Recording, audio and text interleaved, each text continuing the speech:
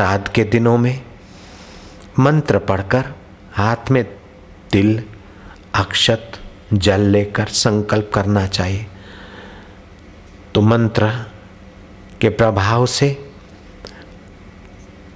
पितरों को तृप्ति होती है, उनका अंतःकरण प्रसन्न होता है, कुल खानदान में पवित्र आत्मा आती है और वे पितर तृप्त होते हैं। आपका 1 वर्ष बीतता है तो पितरलोक का 1 दिन होता है।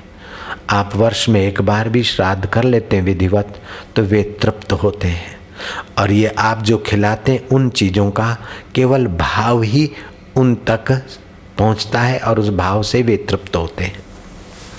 उनके पास 5 तन मात्राएं, 4 अंतःकरण, 9 और 10वां जीवत्व होता है। आपके पास 17 तत्व होते हैं, उनके पास 10 तत्व होते हैं। आपका पंच भौतिक शरीर होता है, पृथ्वी जल तेज वायु आकाश, ये पंच भौतिक शरीर होता है।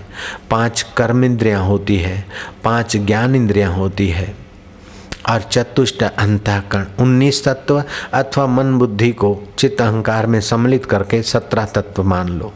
उनके पास 10 तत्व होते हैं, 5 ज्ञान इंद्रियां, उनकी तन मात्रा है। आँख नहीं होती, आँख को देखने की सत्ता देने वाली तन मात्रा निकल जाती तो आँख होते हुए भी वो मुर्दा नहीं देख पाता है। जीभ होते हुए भी मुर्दा स्वाद नहीं ले पाता क्योंकि तन मात्रा इंद्री चली जाती है। चेतन तो उसके शरीर में रहता है, सामान्य चेतन तो रहता है, तभी तो मुर्दा फूलता है। चेतन होता है तभी तो और बैक्टीरिया पनपते हैं, शरीर में मोटापा हो जाता है, मुर्दा सूज जाता है। सुख सामान्य चेतन तो हर जगह होता है, लेकिन जीव चेतन निकल जाता है। अंतःकरण अवच्छिन्न चैतन्य निकलता है, 5 तन मात्राएं निकलती है, 4 अंतःकरण, ये 10 निकल जाती पितृलोक में होते हैं। कुछ पुण्यवान होते हैं तो देवलोक में जाते हैं, कुछ अति पातकी होते हैं तो प्रेत योनि में भटकते हैं, कुछ ऐसे होते हैं तो उनको शरीर मिल जाता है। तो बाबा जी हम श्राद्ध तो यहाँ करें तो पितृलोक में वो पहुँचेगा कैसे? यहाँ तो हमने खीर खिलाई ब्राह्मण को, ब्राह्मण भी जो दुराचारी नहीं, व्यसनी नहीं, सदाचारी है, अथवा तो कन्या है 11-12 साल की उम्र की जिसको मासिक धर्म की अभी तकलीफ शुरू नहीं हुई, ऐसी कन्या को विधिवत भोजन करा दे, अपने पिता का नाम, पिता के पिता का और उनके कुल गोत्र का नाम लेकर, जैसे मनी ऑर्डर करते तो सही एड्रेस होता है तो मनी ऑर्डर पहुंचता है, ऐसे जिसका श्राद्ध करते उसका नाम, उसके पिता का या पति का नाम, महिला है तो पति का नाम, बेटी है तो बाप का नाम, व्यक्ति है तो पिता का नाम और उसके कुल गोत्र का नाम लेकर आज हम श्राद्ध करते, इनके निमित्त श्राद्ध करते। देवताओं के पास, पितरों के पास ये शक्ति होती, दूर होते हुए भी हमारी भावनाओं को जानकर, हमारे संकल्पों को जानकर, हमारे भाव और संकल्प को वो स्वीकार करके तृप्त हो जाते हैं।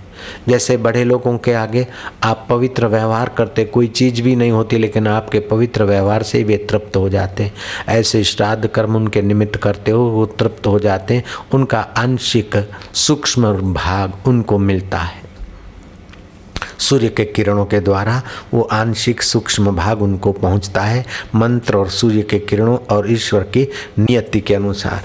बोले महाराज यहाँ खिलाए और वहाँ कैसे मिलता है? तो यहाँ रुपए जमा करा दे, अमेरिका में डॉलर होकर मिलता है और दुबई में द्राम होकर मिलता है और यूरोप में पाउंड होकर मिलता है और पाकिस्तान में पाकिस्तान की करेंसी के रूप में बदल के मिलता है।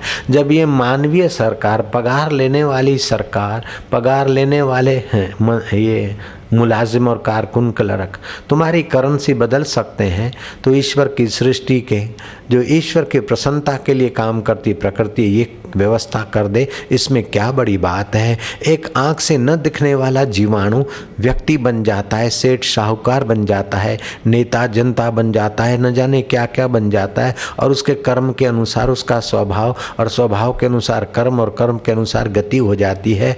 प्रकृति कितनी सूक्ष्म और कितनी सचोट व्यवस्था करती है, वो कर्मों की गति जानना जोगियों के लिए भी गहन है। आपको तो ये बात में संदेह नहीं करना चाहिए कि कैसे मिलता होगा। भगवान राम ने श्राद्ध किया पुष्कर में कंदमूल से और अयोध्या गए तो फिर खीर पूरी आदि जो भी व्यंजनों से किया। एकनाथ महाराज ने भी श्राद्ध किया। ऐसे ऐसे पुरुषों ने श्राद्ध कर्म किया। तो आप भी अपने पितरों की तृप्ति के लिए ये श्राद्ध के दिन चल रहे हैं। इतवार को मेरे पिता का श्राद्ध था, किया गया था चंडीगढ़ में। बच्चों को खीर बीर खिला गई, एक को ब्राह्मण को वैसे भोजन करा दिया। तो अगर श्राद्ध के दिन भगवत गीता के 7वें अध्याय का पाठ करके वो पुण्य जिसका श्राद्ध करते उसकी सद्गति के लिए अर्पण करो, अथवा 3रे अध्याय का पाठ करके उसका पुण्य उनकी सद्गति के लिए अर्पण करो, तो उनको संतोष होगा और उनकी सद्गति होगी। देव पितर ऋषि मुनि आदि सभी में भगवान की चेतना तो है। निष्काम भाव से उनकी तृप्ति करने से भगवान में प्रीति होगी। सकाम भाव से उनकी तृप्ति करने से कुल खानदान में अच्छी आत्माएं आएगी। ये मंत्र लिखना चाहो तो लिख सकते हो, नहीं तो ऋषि प्रसाद में पढ़ लेना मैगजीन में। देवताभ्य पितृभ्यश्च महायोगीभ्य एवच नमः स्वाध्यायी स्वाहायै नित्यमेव नमो नमः। ये मंत्र पढ़कर ब्राह्मण के हाथ में जल और चावल देकर ये संकल्प करवाना चाहिए। फिर से बोलता हूँ, देवताभ्य पितृभ्यश्च महायोगीभ्य एवच नमः स्वाध्यायी स्वाहा यही नित्यमेव नमो नमः।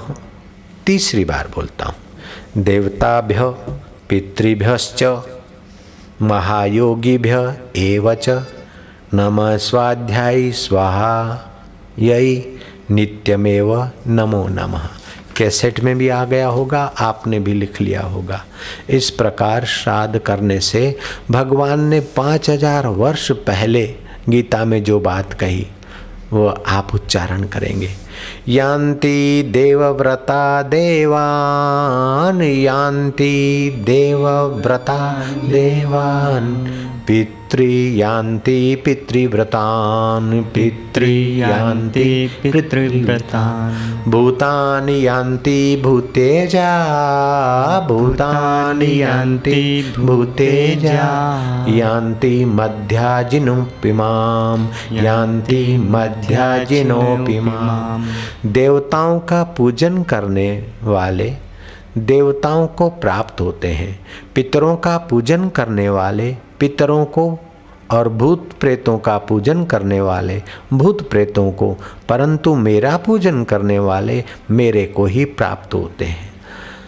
प्रतिमा में, मंत्र में, तीर्थ में, देवता में, गुरु में जिसकी जैसी बुद्धि होती है, भावना होती है, उसे ऐसा फल मिलता है। अब पूजन पितरों का करे, लेकिन पितृलोक में जाने की इच्छा से पूजन करता है तो मरने के बाद पितृलोक में जाएगा।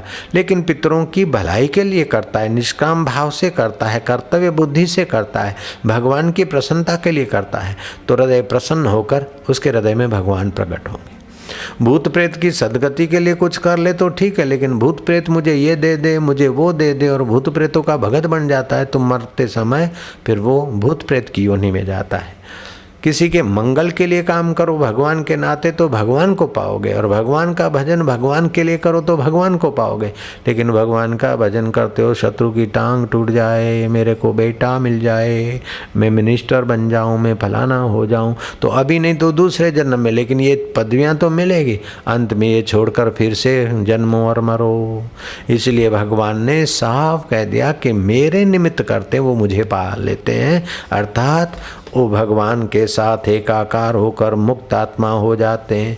1965 में भारत पाकिस्तान युद्ध हुआ था, तो एक टुकड़ी रास्ता भूल गए, अंधेरी रात को, हे भगवान अब क्या करें।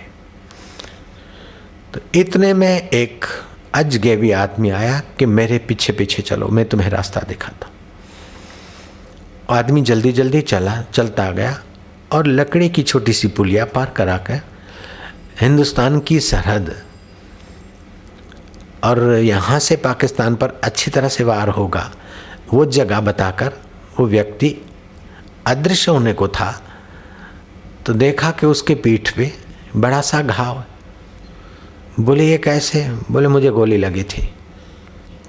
इतने में वो चला गया। बाद में पता चला कि वो लेफ्टिनेंट कर्नल था और उसकी 2-5 दिन पहले वहाँ मृत्यु हो गई थी, लेकिन देश की भलाई के भाव में वो उसका आत्मा वहाँ घूम रहा था और इन भूले हुए सैनिकों को रास्ता दिखाया। 1965 की घटना है। तो मरने के बाद ये जीव कुछ समय तक तो उसी भाव में, उसी आकृति में, छाया पुरुष की आकृति में रहता है। अब उनका कुछ श्राद्ध कर्म आदि किया जाए, उनके लिए सद्गति का भाव किया जाए तो उन्हें लाभ भी होता है।